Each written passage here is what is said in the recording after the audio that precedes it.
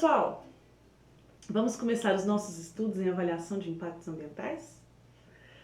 Antes da gente falar do processo de avaliação de impactos ambientais como um todo, entrar em cada etapa, procedimento, nas ferramentas, a gente precisa entender alguns conceitos básicos que eu trouxe hoje para vocês. Então hoje esse vídeo é sobre conceitos. Eu não posso deixar de falar, da minha principal referência, que é o Sanches.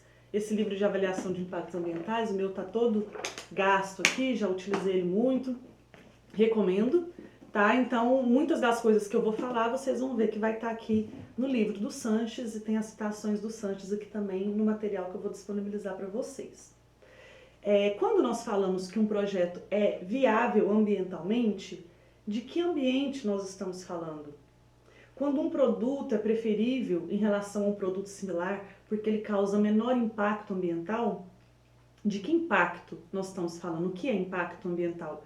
A própria conceituação de ambiente, ela admite múltiplas acepções. Então, eu tenho que definir ambiente primeiro para depois definir o impacto no ambiente, certo?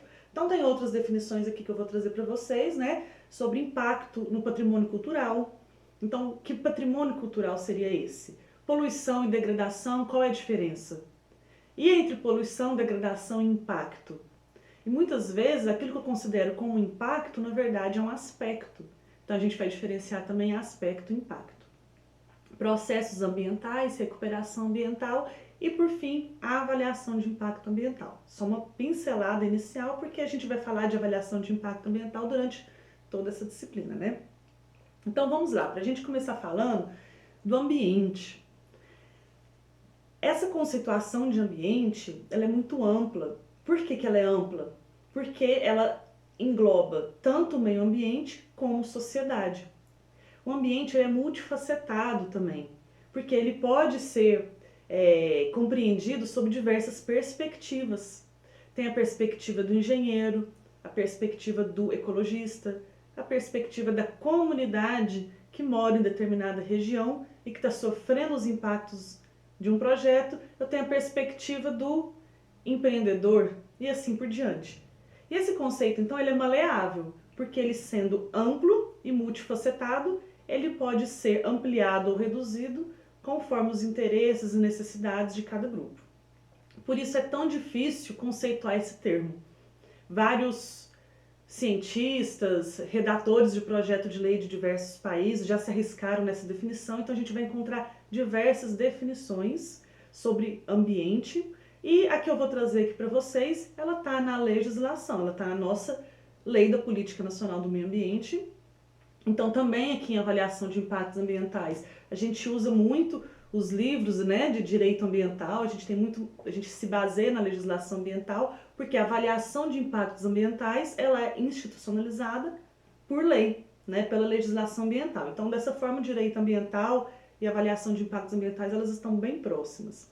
A definição que eu vou trazer para vocês, que está na Lei 6938 de 81, no artigo 3º, que é o artigo de definições, ele fala no inciso 1, o que é meio ambiente. É a primeira definição que ele nos traz. Ele traz o meio ambiente como conjunto de condições, leis, influências e interações de ordem física, química e biológica. Então presta atenção, física, química e biológica, que permite, abriga e rege a vida em todas as suas formas. Uma primeira observação que a gente tem que fazer desse conceito é que ele está abarcando apenas o ambiente natural. Por isso eu disse física, química e biológica, Ele está excluindo os aspectos artificial e cultural do meio ambiente, o aspecto construído e o meio ambiente cultural. Então, não é contemplado.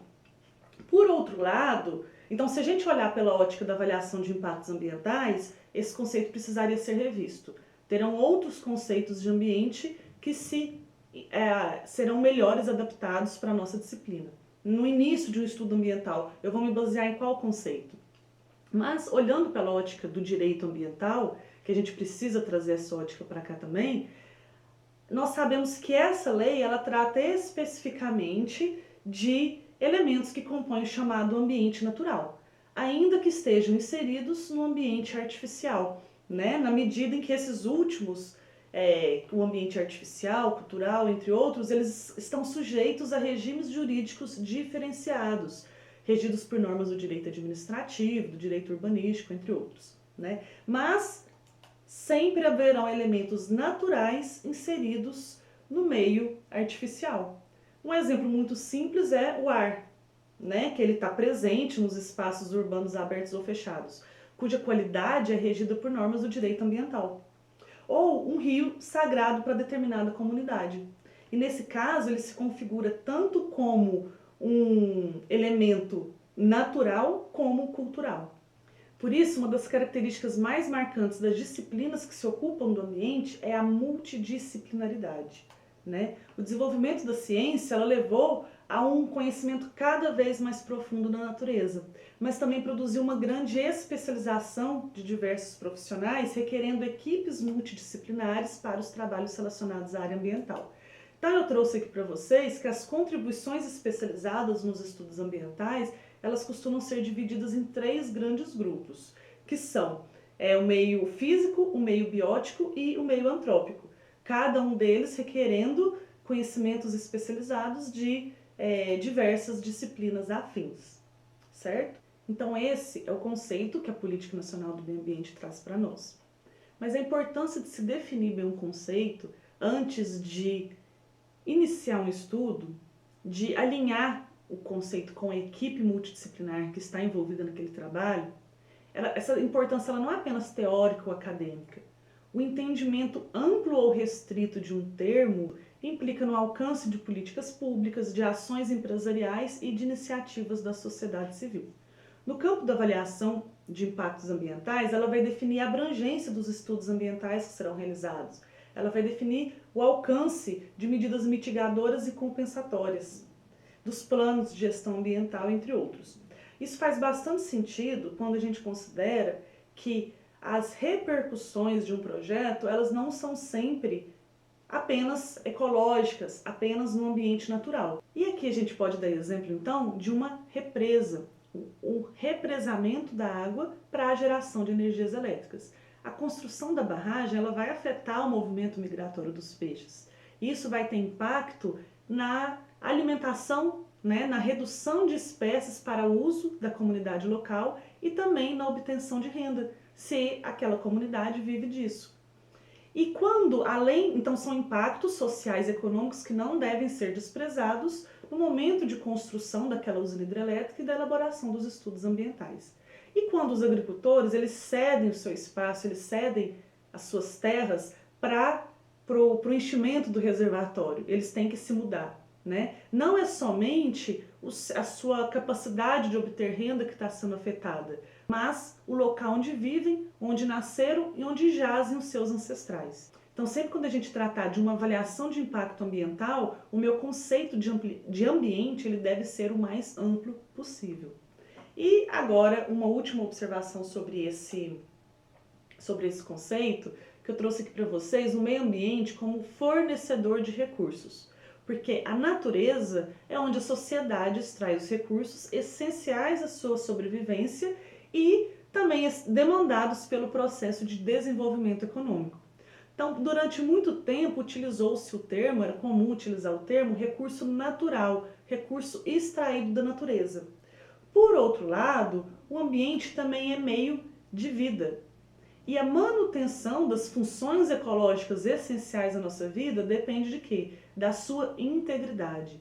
Então, aproximadamente da década de 70, né, década de 1970 para cá, começou a ser utilizado o termo recurso ambiental em substituição ao termo recurso natural, né? Então, dessa forma, o conceito de ambiente ele oscila entre esses dois polos, o de fornecedor de recursos e o meio de vida, que são duas faces de uma só realidade, né? E o que nós buscamos, então, não é desacelerar o desenvolvimento, mas sim equilibrar até que ponto, né, que vai essa assimilação, buscar assimilação entre o fornecimento de recursos e uma manutenção de funções ecológicas essenciais que nos garantam a vida.